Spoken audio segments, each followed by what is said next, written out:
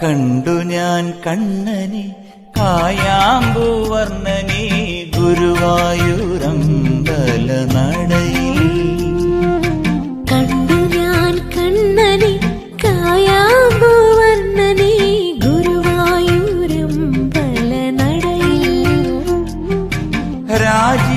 രാജീവലോചനൻ എന്റെ